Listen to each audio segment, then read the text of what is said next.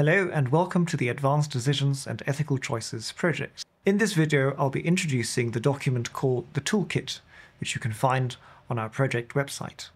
We produced this toolkit because we know that many people are concerned about how decisions about medical treatment are made, especially at a time when, for some reason, they are unable to make those decisions for themselves. People want to plan for those decisions in a way that will be valid under the law, but they're also interested in finding out about the moral values and principles that should inform those decisions. This toolkit is designed to help you think about and make such decisions in a way that is both in accordance with the law as well as in accordance with the moral values of the Catholic faith. As the law on advanced decision making differs from country to country and is also different in different parts of the UK, this toolkit is designed for use only in England and Wales. This toolkit is designed to be a document where you can discover the different options about planning for care and treatment in advance, reflect on which option or options work best for you, and record your decisions about which options you have decided to use. We've called it a toolkit because under the law in England and Wales, there are 3 different tools available for people to use to make decisions or express their preferences and wishes about treatment and care. These 3 tools are called the advance statement, a lasting power of attorney, and the advance decision to refuse treatment. You can see what those 3 tools are in the handy table we've produced under step 1. For example, the first tool is the advance statement, which is perhaps the most flexible document of the 3. It is for stating your preferences, values, and beliefs about medical treatment.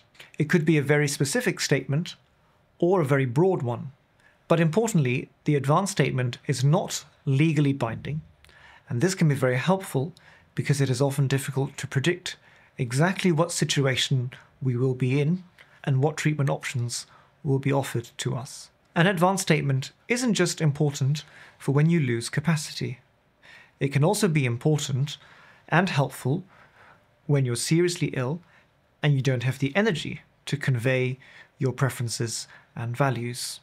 Having an advance statement ready will ensure that medical professionals who are making decisions for you or with you will have a document at hand to refer to understand what your values and preferences are.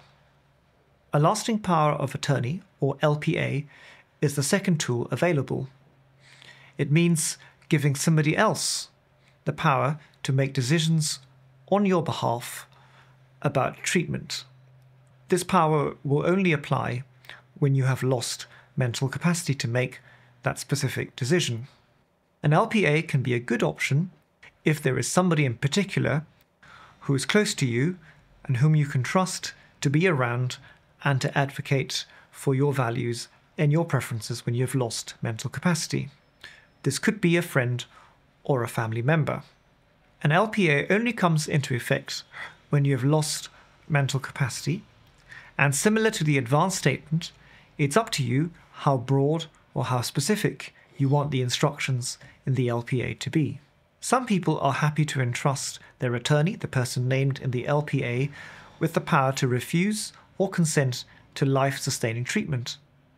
Others will prefer just to give general instructions to their attorney.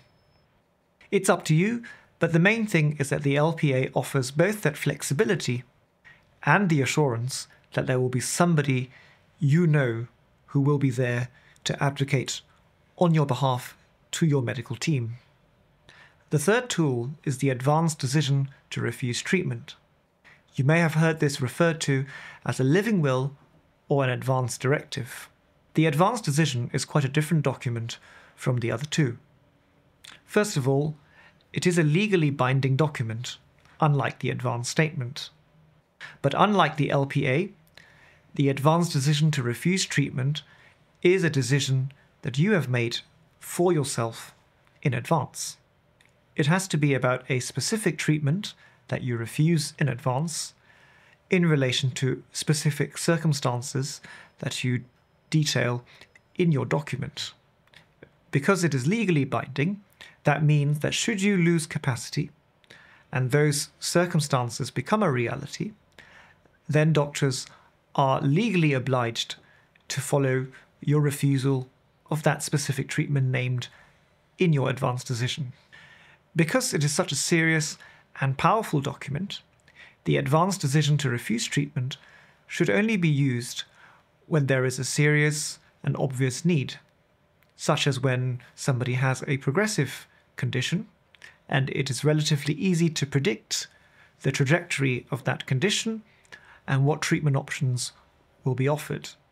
It's important to say that you don't have to use any of these tools, as even if you don't have any of them in place, doctors are still obliged by law to make decisions on your behalf in your best interests. That means taking into account both medical and non-medical factors about your well-being. Nonetheless, it is always helpful to at least have an advance statement that outlines your preferences, wishes, values, and beliefs. And that is why we recommend anybody who is concerned about treatment at the end of life to make an advance statement.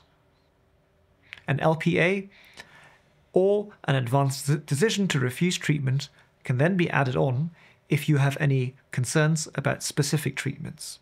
You can use more than one tool, and you can also change your mind even after you've made a particular decision. But bear in mind that the rules about combining these different tools and the rules for how you change your decision differ from tool to tool. So you can find out more about these different tools and the rules that apply to them in our toolkit. Do also check out our other videos explaining each of these different tools in more detail. You can find all of these resources on our project website by logging on to www.bioethics.org.uk. Thanks for listening.